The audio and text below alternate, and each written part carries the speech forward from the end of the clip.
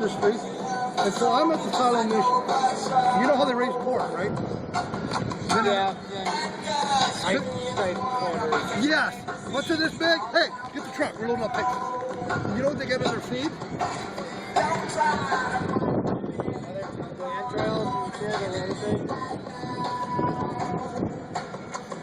There's a pharmaceutical run by the rich Amish, or not Amish, the rich Mennonite and Hutterites business investment. Well, any outdated medicine, your aspirin, Tylenol, that gets ground up and that gets put in your feed. So you're allergic to penicillin and you're eating a McRib. So goodbye. I mean, you don't like that. You ate a McRib. Don't complain to Grandpa you bought a rib, but I didn't feel well. So I went to the Sinai mission and I said, they're giving all this away free, right? No, it's a tax write-off. They're getting rid of all their meat. And they found out all that pork shit, all that poop, all the horse, all the gophers and everything, even in the bushes, you know, where you hide your barrels of oil and stuff, it's all floating. And they just pour everything down the Mississippi because that's Manitoba. And this one farmer used to be able to save his farm by just north of the border, maybe 5 miles, saving his farm with all this sandbagging. He wants to get out of there now. And that means dig out, Randy's do some sinking, okay? They said, well, we're going to have to do something like, if it doesn't flood this year, then we're going to have to go and get great big, by the border, right? You're told already 2 months before, don't go the other way around. So that means you're border patrol. Get all your boats, get everything, pack everything up. When you come back, you know the flood that was in Chicago, right? Yeah. 10, 15, 20 feet. Well, that building's still shit. But you have to do the fucking. They're probably going to bulldoze it, so they're going to do a better water runaway before. Yeah. But they've got 20 years in the future, and they, all that, you know, otherwise, all the well water's shot, everything's shot, and then by, their only daughter is the office manager, right? She told me in confidence that a week before Gary died, age 16, I talked to him 20 minutes. He died a week after this incident. Daddy is a drunk businessman. I'm making $400 a year. What's with you, dude? Him and his brother, they joined forces. We called it Enterol. It was Davey Friesen. He's a little Mexican. That was Enterol. And I told about 9-10 years ago. He was 9 years old when he fixed the diesel engine. He got to go to Mexico, help family in Mexico. So he's fixing the diesel engine. You know, Gary, you're smart enough to run your own show.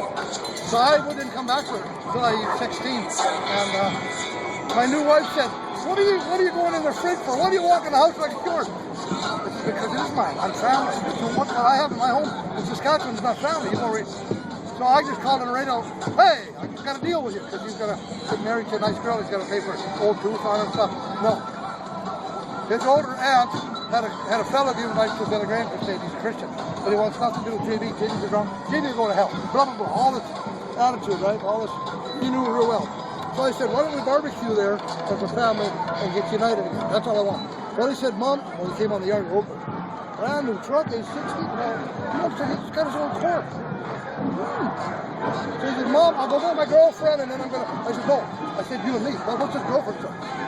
So he went over on the way, stopped at talked to his cousin. Something wasn't there. So he's going down the road to see what he's got to bring machinery and fix on Monday. Right? This is a Saturday. His cousin goes real fast on the highway, goes real fast. Nobody's stopping because they're trying to burn. Too busy, I guess. They have machinery here. They tear out the signs and don't report the sign, man. So he smashed right in the garage. Smashed that truck. Brand new ticket.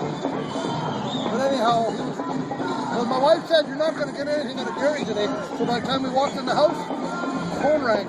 She said, Gary's dead. I said, what are you talking about? I got family. This is it.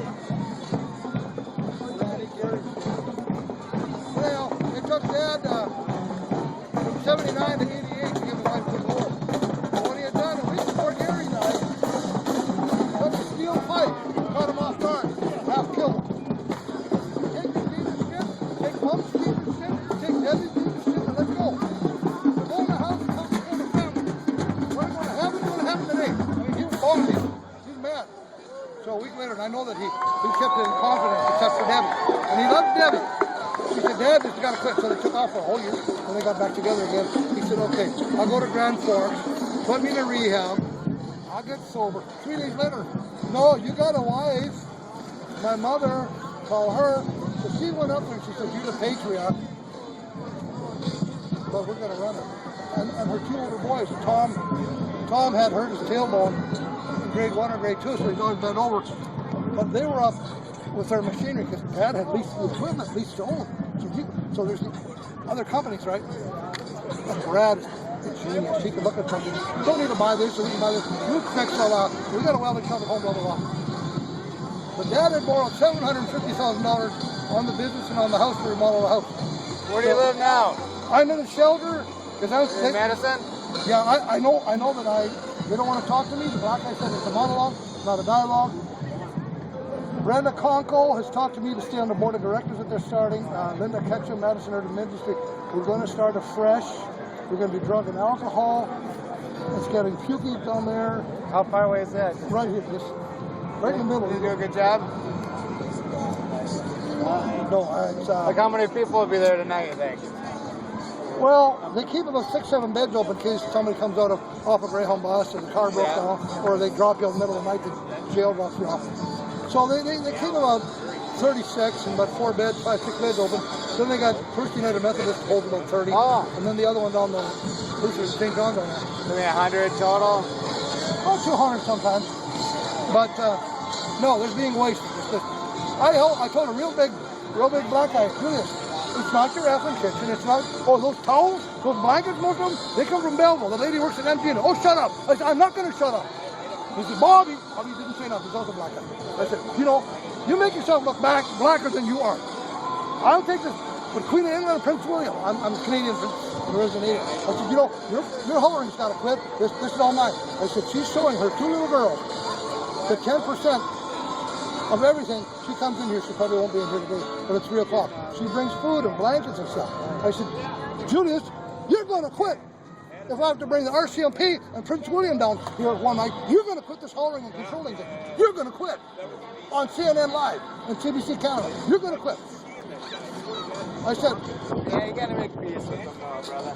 Well, no, he thinks he controls it all because he's a little bit taller than me. No, I know what it is down there. They want to make it 100% black. Because it's drug signal. Between the guys themselves, over 200,000 people. So that close to the Capitol? There's a black guy. We got to get going. There's a black fella that came, the truck driver came from Mississippi. They sent him to the UW. He didn't want to abuse the ambulance. He's smoking marijuana. No good. All right, well, hey. No. Steve said he's a friend of yours. Send him out. He let him. I got a sign on this, Sam.